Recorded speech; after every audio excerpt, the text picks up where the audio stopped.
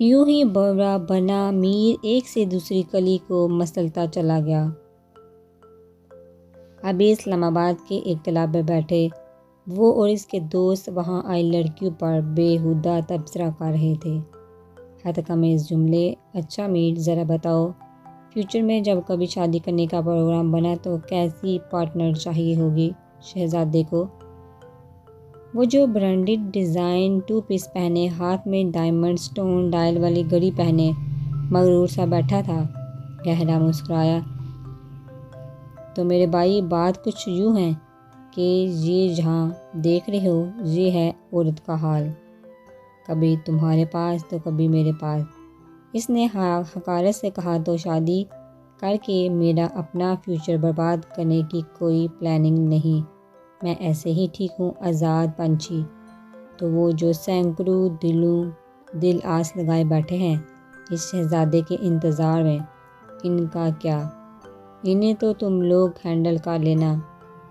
I am not interested, اس نے شاہانہ کہا۔ چلو دفع کرو، آؤ یونی میں بلایا ہے احمد نے، مل کر آتے ہیں۔ چلو ٹھیک ہے، شامیر نے کہا، اٹھ کر باہر گاڑی تک آئے۔ شامیر یونی میں اپنے فرینڈ سے ملنے آیا تھا اور ایک جگہ کھڑے ہو کر ویٹ کر رہا تھا اور اب بیزار ہو چلا تھا۔ کاشی بھی اسے یہاں طویل کوریڈور میں کھڑا کر کے خود پتہ نہیں کہاں غائب تھا۔ حرم رکو یار، میری بات سنو، ایک نسوانی آواز آئی۔ حرم حور پلیز۔ حرم حور، اوہ واٹ اے ہالی نیم، اس نے دل میں نام دہرایا اور بڑبڑایا۔ دل کیا پیچھے مڑ کر دیکھے مگر ایسی فیلنگز آئی جیسے کہ پیچھے مڑ کر دیکھے گا تو پتھر کا ہو جائے گا۔ ماتھے پہ پسینے کے قطرے نمودار ہوئے۔ What the hell is going here? وہ بنا کر سر جھٹک کر پلٹا۔ کوریڈور کے پلر کے پاس ہی ایک بے حد پرنور اور خوبصورت سفید لباس میں سفید آنچل سے حجاب اور سفید پشت کے علاوہ کچھ نہ دیکھ سکا۔ دل پر لرزہ سا طاری ہوا، جیسے اس پر نور سفید آنچل سے نظریں نہ ہٹائی تو اس جیسا شیطان صفت آدمی جل کر خاک ستر ہو جائے گا۔ اپنے آپ سے گھبرا کر سخت جھنجھلا کر وہاں سے پلٹا اور کاشی کی تلاش میں ادھر ادھر گیا، مگر دل کم بہت تھا کہ جو کہہ رہا تھا اس آنچل کو دوبارہ جا کر دیکھو۔ اپنی کیفیت پر خود ہی ہنس دیا اور زیر لب بڑبڑایا، شامیر کچھ نہیں ہو سکتا تمہارا، جہاں کوئی نازک نادام حسینہ دیکھی نہیں وہیں دل پھینک دیا۔ Too bad. وہ آہستگی سے چلتا وہیں آیا جہاں پہ کھڑا تھا، اب وہ آنچل پلر کے پیچھے بینچ پر ڈلکا دکھائی دیا۔ زیادہ دھیمی مغرور سی چال چلتا آگے بڑھا۔ سب سے پہلے روئی کے گالوں کی طرح بس سفید پاؤں بلیک سینڈل میں مقید نظر آئے اور بس پھر پاؤں تک سفید لباس فراق تھی شاید۔ وہ اور آگے بڑھا۔ بالکل پہلی بار شامیر سلطان کسی کی شخصیت سے مرغوب نظر آیا۔ اس قدر باروب شخصیت اس نے دیکھا۔ دل پر لرزہ سا طاری ہوا، جیسے آسمان سے کوئی پرنور سفید رنگ کی مخلوق اتری ہے۔ سر اپنے نوٹس پر جھکا ہوا تھا۔ مکمل سفید لباس میں سفید حجاب کا نقاب، پلکوں کی گھنی لمبی جالریں نیچے گری ہوئی تھی۔ جانے کیوں میر کا دل کیا وہ نظر اٹھا کر اوپر دیکھے۔ نظر بھٹکی، ہاتھوں پر گئی، پاؤں کی طرح ہاتھ بھی بالکل موم کی طرح مہملی تھے۔ وہ یوں ہی پینٹ کی پاکٹوں میں ہاتھ ڈالے اس ماروائی مخلوق کو دیکھتا آہستگی سے وہاں سے گزر رہا تھا۔ سامنے والے وجود کو بھی شاید خود پر کسی کی عجیب نظروں کا احساس ہوا تھا، جب ایک نظر اٹھا کر پرجلال غسیلی کانچ نظروں سے شامیر کو دیکھا تھا۔ بالکل یہی وہ لمحہ تھا، یہی پل جب شامیر سلطان کی دل کی دنیا میں بھونچال آیا تھا۔ دل کی دنیا تہہ و بالا ہوئی تھی، وہ اپنی جگہ ساکت ہو گیا تھا، جیسے ہپناٹائز ہوا ہو۔ دل بالکل ایک الگ ہی لے پر یوں تیزی سے دھڑکا تھا جیسے ابھی پسلیاں توڑ کر باہر آئے گا۔ اس نے شدید حیرت سے اپنے دل کے مقام پر ہاتھ رکھا تھا۔ 120 کی رفتار پکڑی ہوئی تھی۔ حرم چلو ٹھیک ہو گئے، سر کریم کے پیریڈ کے لیے اس کی کوئی دوست تھی جو اسے اپنے ساتھ لے گئی، وہ کب کی جا چکی تھی۔ شامیر کے دل کو اپنے پیروں نیچے کچل کر کم از کم اسے تو بس یہی لگا تھا۔ وہ کافی دیر ہونکوں کی طرح وہیں کھڑا رہا، اس کے اوپر کیا قیامت گزری تھی۔ وہ سر جھنجھلایا، سخت ہوں، وقتی اٹریکشن چل کر شامی ٹھیک ہو جائے گا، اپنی دنیا میں واپس جاؤ، خود تسلیاں دیتا وہاں سے نکلا، یہ جانے بغیر کہ اب جو اس کے ساتھ ہونے والا ہے وہ کیسے اسے چلو پر گھسیٹنے والا ہے، کیسے اسے پل پل ہر دم اس گھٹن سے دوچار کر کے تڑپائے گا، اس کا سانس سینے میں الجھا دے گا، اس کا خود کا دل ہی اس کے خلاف بغاوت اور جنگ کا اعلان کر کے میدان میں اتر جائے گا۔ اگلے دن اس کی طبیعت کافی بہتر تھی۔ کافی آرام کرنے کے بعد آنکھ کھلی تو خود کو فریش سا پایا، اٹھ کر بیٹھی، ڈرپ اتار دی گئی تھی، ادھر ادھر دیکھا، کوئی بھی نہیں تھا۔ دماغ نے تیزی سے کام کیا، مجھے اس قید سے نکلنے کے لیے خود ہی کچھ کرنا پڑے گا، وہ بھی ابھی صحیح موقع ہے، مگر اس نے کہا تھا کہ اگر میں نے بھاگنے کی کوشش کی تو وہ سزا دے گا۔ میں ایسے کیوں سوچ رہی ہوں کہ میں پکڑی جاؤں گی، میں انشاءاللہ بھاگ جاؤں گی اور اپنی ماما باپا کے پاس چلی جاؤں گی۔ مجھ سے جھوٹ بولا، محبت کا ڈونگ رچایا تاکہ میں کہیں بھاگ نہ جاؤں، اس کا انتقام پورا ہونے سے پہلے پتہ نہیں کیا کرے گا میرے ساتھ، میرے دوستوں کو چی اور مجھے مار ڈالے گا۔ درندہ اس نے ادھر ادھر دیکھا، ٹیبل پر ایک فون پڑا تھا، یہ بھی نہ سوچا کہ کس نے رکھا ہوگا، یہ بھی نہ دیکھا کہ اس کے ہاتھ میں وائٹ گولڈ کی عجیب سی ہارٹ شیپ بنے ڈیزائن کے ساتھ بریسلٹ ہے جو کہ پہلے اس کے ہاتھ میں موجود نہیں تھی۔ فون اٹھایا، تیزی سے سعید بابا کا نمبر ڈائل کیا، انہوں نے کالبک بابا تڑپ کر پکارا، میری بچی کیسی ہو تم، ٹھیک تو ہو؟ جی بابا میں بالکل ٹھیک ہوں، میں ہاسپٹل میں ہوں لیکن میں یہاں سے بھاگنے والی ہوں، میں آپ لوگوں کے پاس آ رہی ہوں بابا، 1-1.5 گھنٹے تک پہنچ جاؤں گی، اگر نہ پہنچی تو سمجھ لینا پکڑی گئی۔ اس نے خیریت کی اطلاع ملتے ہی نواب نے سجدہ و شکر ادا کیا۔ ادھر اس نے فون رکھا، سنگل بیڈ کی وائٹ صاف ستھری چادر کھینچ کر نکالی اور خود پر اچھے سے لپیٹ کر نقاب کیا، مگر پاؤں تو ننگے تھے، جوتے تو تھے ہی نہیں، وہ پھر بھی بس یہاں سے بھاگنا چاہتی تھی کسی بھی حالت میں۔ تھوڑا سا دروازہ کھول کر باہر جھانکا، کوریڈور میں کوئی نہیں تھا، تیزی سے باہر نکلی، اب مسئلہ انٹرسٹ والے بڑے سے ہال میں سے گزرنے کا تھا، کچھ لوگ بھی وہاں سے یہاں آ جا رہے تھے، پلر کے پیچھے سے چھپ کر دیکھا جہاں وہ اپنے باس کا چمچہ، باس کے پیچھے ہاتھ باندھے خاموشی سے، اور وہ جن کھڑا ڈاکٹر سے سنجیدگی سے پتہ نہیں کیا باتیں کر رہا تھا۔ پیچھے مڑ کر دیکھا، 5-6 لوگوں کا ہجوم سا تھا جو باہر کی جانب بڑھ رہا تھا، جی کڑا کر کے ان کی اوٹ میں اس کے ساتھ ہی ہو لی، مگر کہاں سمی کی عقابی نگاہیں بھیڑ میں سفید چادر کے نیچے میم کا پنک ڈریس اور ننگے پیر دیکھ چکی تھی۔ سر وہ دیکھے، اس نے ویر کو متوجہ کرنے کی کوشش کی، کیا بدتمیزی ہے، سمی دیکھ نہیں رہے، ضروری بات کر رہا ہوں، اس نے جھڑکا۔ سر میم بھاگ رہی ہیں، مجبور ہو کر اس نے ویر کو آہستگی سے مدعے کی بات بتائی۔ بھاگنے دو، اطمینان بڑا لہجہ۔ سمی خاموش ہو گیا، اسے پتہ تھی اس نے اپنے مالک کی الٹی کھوپڑی ضرور کچھ پلان کر رکھا ہوگا۔ وہ باہر پارکنگ کی طرف آئی، ایک رکشے والے کو مخاطب کیا، بھائی میرا ایکسیڈنٹ ہو گیا ہے، میرے پرس کہیں گر گیا، کسی بھلے آدمی نے علاج کروایا، آپ مجھے گھر چھوڑ دیں، میں اپنے بابا سے آپ کو پیسے لے کر دے دوں گی۔ کوئی بات نہیں بیٹی، دے دینا بعد میں، بیٹھو میں تمہیں گھر چھوڑ دوں گا، تمہارے ماں باپ پریشان ہو رہے ہوں گے، وہ بھی بیچارہ بھلا آدمی تھا، وہ اس سے ان کے محلے تک لایا، انکل آگے چلیے میں آپ کو پیسے لے کر دوں گی۔ وہ تشکر امیز لہجے میں بولی، کوئی بات نہیں بیٹی، میں سمجھوں گا، میں نے اپنی بیٹی کی مدد کی، یہ کہہ کر وہ رکشے والا چلا گیا۔ سامنے اپنی گلی اپنے بابا کا گھر تھا، بس مین سڑک پر اس کراس کر کے اس عقوبت خانے سے آزادی حاصل کرنے کی خوشی میں چہرہ تمتمایا۔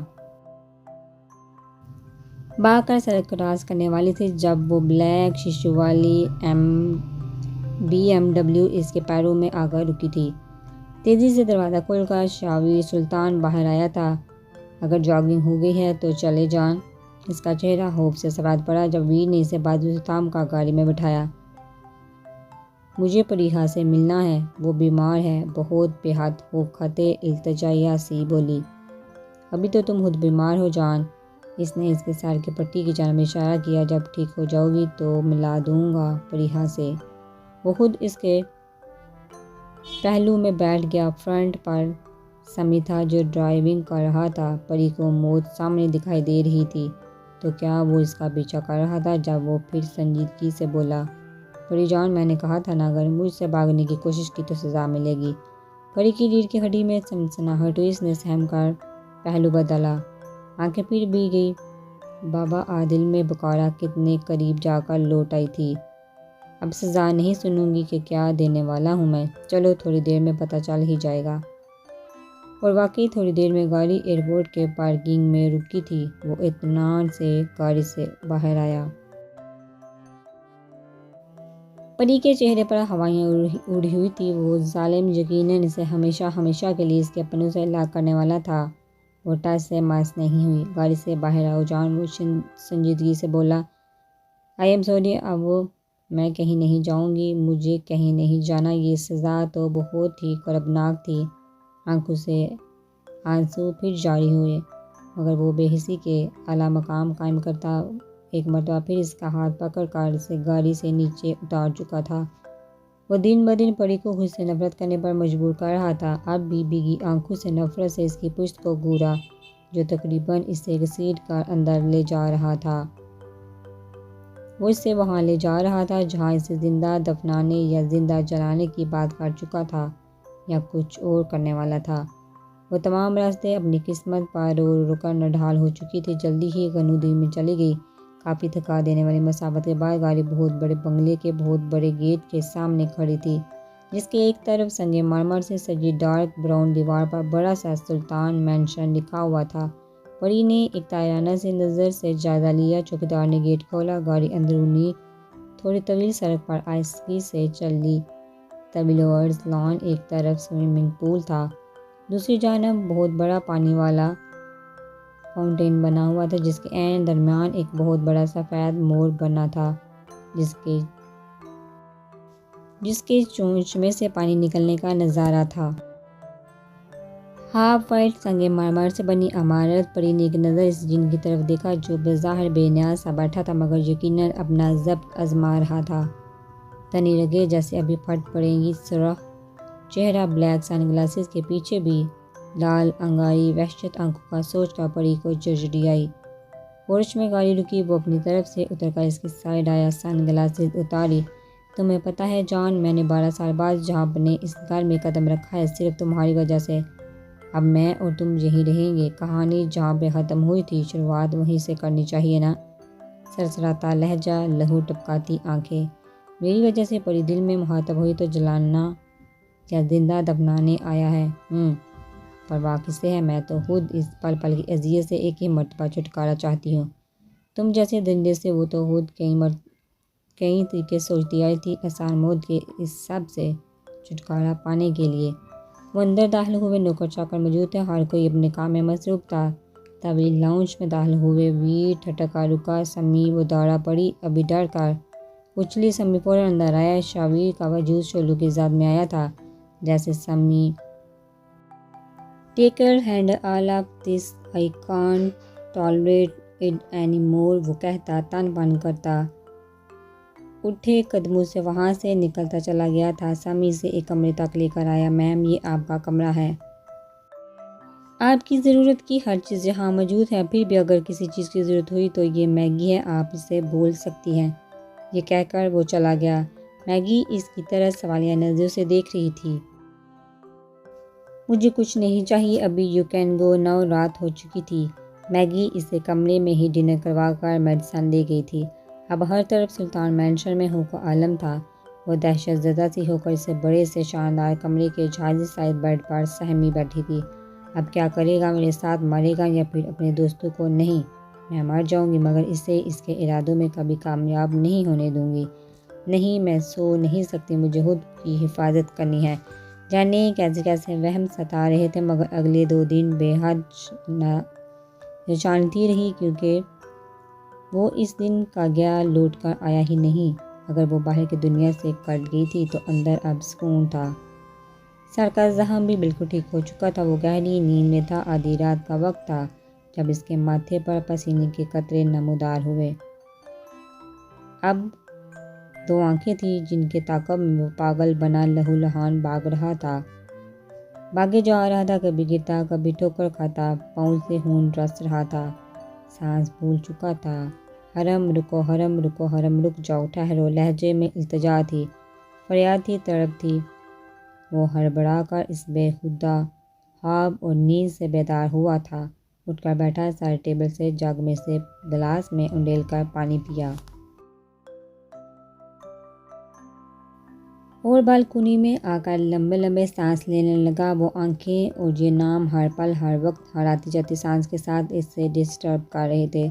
وہ خود اپنی کیفیت سمجھنے میں ناکام تھا۔ وقتی اٹریکشن بول کر چلایا، مگر تب سے لے کر اب تک اس کے دل اور دماغ سے ایک پل کو بھی وہ منظر اوجھل نہیں ہو پائے تھے۔ شامر سلطان کو پہلی مرتبہ جیسے دہکتے انگاروں پر گھسیٹ لیا گیا تھا۔ وہ کوئی بھی کام صحیح طرح سے، صحیح ڈھنگ سے نہیں کر پا رہا تھا۔ بھوک پیاس کہیں اڑ گئی تھی۔ کلبوں، پارٹیوں، دوستوں میں کہیں بھی دل نہیں لگ رہا تھا۔ وہ غائب دماغی سے ہر کام میں شرکت کر رہا تھا۔ وہ دل منڈلا رہا تھا، جھنجھلا رہا تھا، شدید چھٹپٹا رہا تھا، مگر جو دل و دماغ نے ایک ہی گردان لگا رکھی تھی، اس کو ماننے سے صاف انکاری تھا۔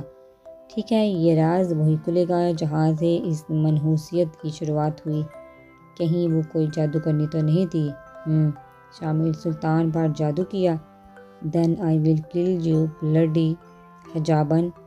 اس نے نفرت سے پاؤں پٹھے کمرے میں آیا، ڈریسنگ کا سامان نیچے گرا کر ہر چیز تہز نہز کر دی۔ سامنے ہی صوفے پر خود کی سفید ٹی شرٹ رکھی تھی۔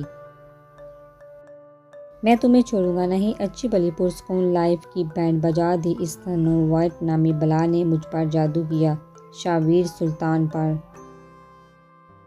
شامر سلطان سے الجھنا مہنگا پڑے گا تمہیں، یو ایڈیٹ اسٹوپڈ گرل۔ وہ پاگل ہو چکا تھا اپنی ہی کیفیت سے، نہیں جانتا تھا اس بلا اس جادوگرنی کو عشق بولتے ہیں، جو سر چڑھ کر بولتا ہے، ادمرا کر دیتا ہے، جان پر بنا دیتا ہے۔ وہ 2 دن سے حاتم مینشن میں تھا۔ آفس سے آ کر اپنے کمرے میں بند ہو جاتا۔ سمیع سے روز کی ڈیٹیلز ملتی رہتی تھی۔ یہ بھی پتہ چلا کہ میم 2-3 دفعہ بھاگنے کی ناکام کوشش کر چکی ہیں۔ روماما پوچھ کر تھک چکی تھی کہ کیا ہوا، مگر اس نے کچھ نہیں بتایا، بس جلے پیروں کی بلی کی طرح ادھر ادھر چکراتا پھر رہا تھا۔ ابھی رات کے 11 بج چکے تھے جب اعصاب چٹھنے لگے تھے۔ کچھ سوچ کر گاڑی کی چابی اٹھائی اور باہر نکلا۔ ڈارک براؤن پینٹ کے اوپر لائٹ براؤن شرٹ، بکھرے سے حلیے میں بھی وہ شاندار لگ رہا تھا۔ لاؤنج سے گزرا تھا جب ماما کی آواز آئی، کدھر جا رہے ہو ویر، اتنی رات کو کیا کرتے پھر رہے ہو؟ جلال ملنے آیا تھا تم سے۔ ملے بغیر چلا گیا۔ سلطان مینشن جا رہا ہوں ماما، اس نے روک کے سر پر پاؤں پھوڑا۔ ویر کے بیسٹ فرینڈ سے بات ہو گئی ہے میری۔ واٹ؟ مگر کیوں ویر؟ 12 سال کے بعد تمہیں سلطان مینشن جانے کا کیسے خیال آیا؟ وہ تڑپی۔ کیونکہ وہاں اب میری بیوی اور آپ کی بہو رہتی ہے ماما۔ واٹ؟ روپ کو شاک لگا۔ ویر تو آج سے ایک سے بڑھ کر ایک سرپرائز دینے پر تلا ہوا تھا۔ تم نے شادی کر لی، کب اور کس سے؟ اور اگر بہو کو لے ہی آئے تو اس منحوس جگہ پر رکھنے کی کیا ضرورت تھی؟